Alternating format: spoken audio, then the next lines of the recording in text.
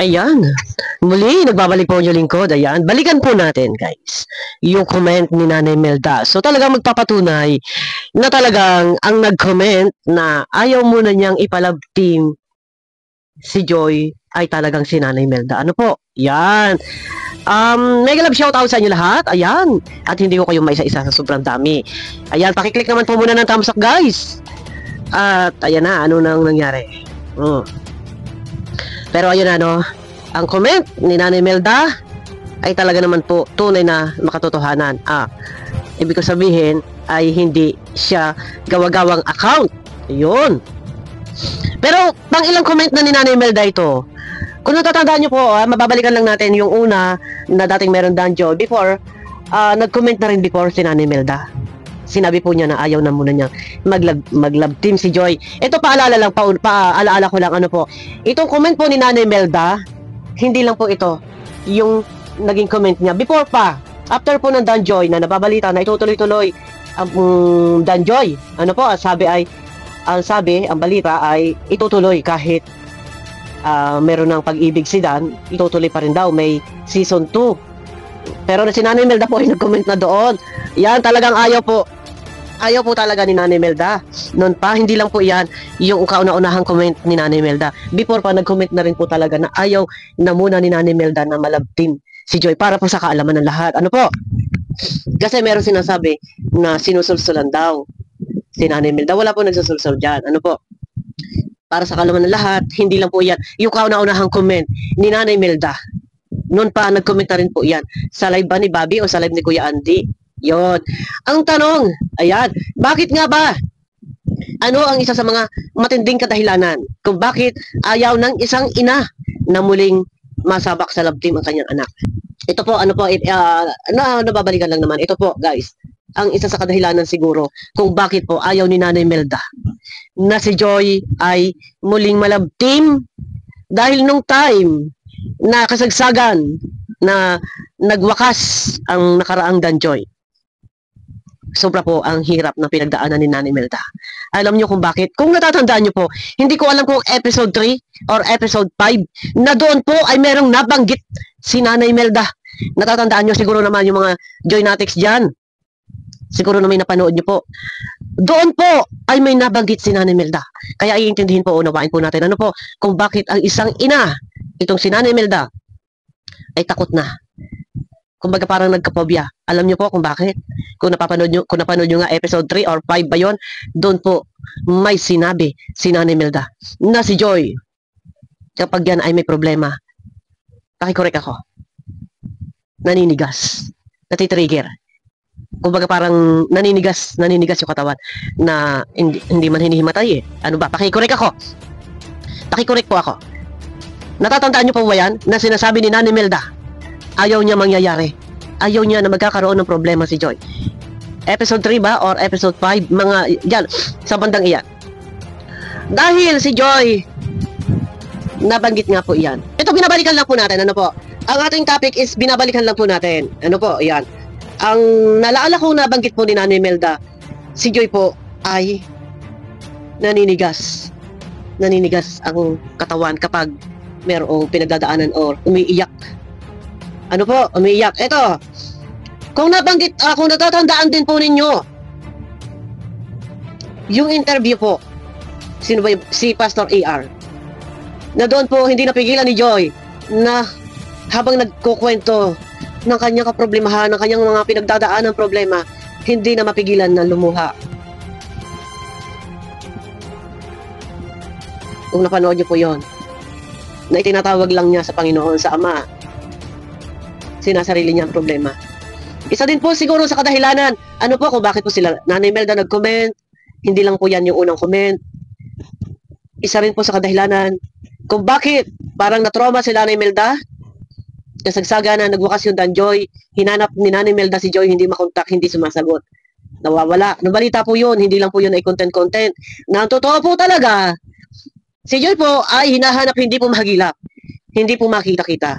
Wala po sa apartment. Hindi lang po iyan na reaksyonan na, hindi lang na iyan na ihayag na, at baka naman po sabihin ng iba ay sobrang naapektuhan. Pero hindi ko alam kung ano ang buong katotohanan, kung bakit nga po Ay, yan nga, kwento na nga ni Nanay Melda, panoorin niyo po sa upload ni Kalinga Prab. Hindi po yan pwedeng gamitin niyo ang video clip sa shoutout sa mga reactor. Ano po? Ang akin lang naman dito, sana intindihin din po natin si Nanay Melda. Sabi nga ni Rap, irerespeto. Irerespeto. Pero hindi po si Nanay Melda nagsalita ng tapos. Hindi po yan ang topic natin. Si Nanay Melda, sabi ko nga sa inyo, kung natatandaan ninyo yung binigkas sa salita ni Nanay Melda noon, si Joy ay naninigas ang katawan kapag may pinagdadaan ng mga problema. Kaya talaga, kung pipilitin man si Nanay Melda, ika nga ay mahirap naman din talaga pilitin at ika nga ay yung bang sa isang prutas, kainin mo yung isang hinog sa pilit na pakla. Ano po? Bilang isang ina, normal na talagang nadya nag-aalala. Kaya nakakapag-comment si Nanay Melda na wag na muna, i-love team muna. Ibig sabihin, hindi totally sinabing wag na. Ibig sabihin, siguro sa panahon ngayon, dahil si Nanay Melda, ika nga, yung mga comment niya, wag na muna. Ibig sabihin ay medyo sariwa pa kay Nanay Melda ang mga pangyayari. Pero ko, ang bawat isa ay may mga kanya-kanyang opinion. May mga sang-ayon at hindi sang-ayon. Ano po? Merong ang gusto ayaw ituloy, wag na muna, wag na. At meron naman yung iba, ang gusto nila ituloy daw at sinasabi nila si Joy naman daw magdedesisyon dahil sa tamang edad na. Pero sabi ko nga, kung ang mismong ina ay nagko-comment na ng ganito, siguro para sa akin, mahirap nga, sabi ko sa inyo, mahirap kainin yung isang prutas na hinog sa pilit, mapakla. Walang pagkakaisa, hindi iisa ang kanilang desisyon magkasalungan. Para sa akin, pagka ganito na si Nanay Melda nagko-comment, pakinggan. Kasi alam ng ina kung ano yung makakabuti para sa kanyang anak. Lalo pat nabanggit nga po yan ni Nanay Melda sa episode 3 or 4 na si Joy. Natitrigger yung sakit niya na naninigas. Napanood naman po ninyo siguro yan. Hinihimatay ba na? Parang ganun, nawawala ng malay. Pag naninigas na siya, so parang nagba-blackout siya. Ayun. Ako may mga comment ng ganyan, ito lang yung aking masasabi. Siguro, respeto na lang muna para sa akin. Kasi kung ang iisipin po, ang uunahin po, ang pakikinggan po, ay ang kagustuhan ng iba, yung kaligayahan nilang nadarama. Teka po muna, masaya kayo. Pero dapat, kung masaya kayo, masaya din po yung nanay. Hindi lang po kayo yung nagpapasasa ng kaligayahan. Ano po, maaatin ba natin na tayo'y masaya? Gayong si Nanay Melda nagko-comment ng ganito, may pinagdadaanan, nag-iimot-imot sa isang tabi. Ika nga parang nagluluksa. Maatin ba natin yun? Tayo, kilig na kilig, saya-saya. Pero yung nanay, paano naman po? Nasaan yung ating pagmamahal? Kay Joy, pag mahal natin si Joy, dapat mahal din natin kung sino yung mahal ni Joy. Yun, ano po, yan, nag-glitch yung cellphone ko. Ano po, mahirap dalahin na tayo'y kilig na kilig, tayo'y galak na galak, tuwan-tuwa, sayang-saya. Sa kabila ng lahat ng iyan, meron naman taong, ika nga, ay nagmumukmok sa isang sulok at nag-aalala para sa kanyang anak. Ano po, medyo masariwa pa sa kanya ang mga pangyayari. Kaya siya nagko-comment ng ganito. Ayun. Pero yung iba, comment lang kayo. Kasi, nandun na naiintindihan na sinasabi nila na maganda para kay Joy, na may love team. Ay, maganda naman talaga. Ang problema nga po, hindi natin kayang pilitin kung yung isang ina nagko-comment ng ganito at yung ina ay ika nga ay may pinagdaanan na hindi niya makalimutan. Sabi nga, ayun, no, panoorin niyo doon kay Rap. Mga parang talagang markado sa kanilang isip yung mga pangyayari. No, kasi nung time na yon parang nung time na yon nakasagsagang nagwawakas yung Danjoy, solo nila. Pero pinuntahan naman ni Kuya Bal. Kaya nga lang doon sa vlog ni Kuya Bal na nakita natin doon na okay lang, puro okay lang. Yung pala deep inside, talagang sobrang sakit para sa kanila. Ano, yun lang ang aking masasabi doon, siguro, respeto at igalang muna. Kasi mahirap na isang halimbawang ako, kikiligin ako ng kikiligin. Pero sa kabila ng lahat ng kilig ko, yung nanay pala ay masama ng hininga. Di ba? Alam niyo yun, yung mga kasabihan, sama-sama ng hininga nito, yung mga kasabihan, hindi masaya, yung mga ganun, stress, nag-aalala, ayun.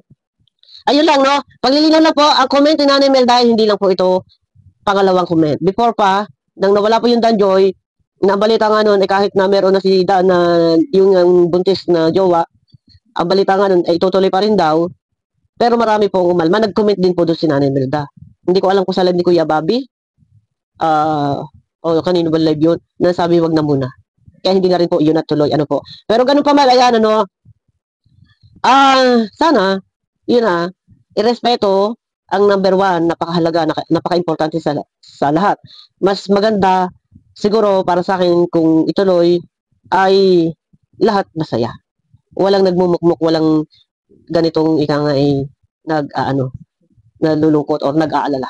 Ayun po, paalala lang po, sabi nga ni Nanay Melda noon, iingatan ninyo si Joy kasi si Joy baga, naninigas baga yan, pag natitrigger, pagka yan ay nag-aiyak, nagkaparaiyak, naninigas baga, yun siguro ang isa sa kadahilanan. Kaya nung time na yun, na si Joy po nawawala, hinahanap nila Nanay Melda dahil sa pag-aalala, dahil baka kung napaano na si Joy, dahil yan, sabi nga noon, naninigas baga yan, pagka yan ay nagkaparaiyak, natitrigger, naninigas. Kaya siguro bilang isa ina, siyempre normal, mag-aalala at mag-aalala. Nakakapag-alala naman din talaga pagka yun nanay, ako may anak na ito, Diyos ko po, mahal ko po ang aking anak.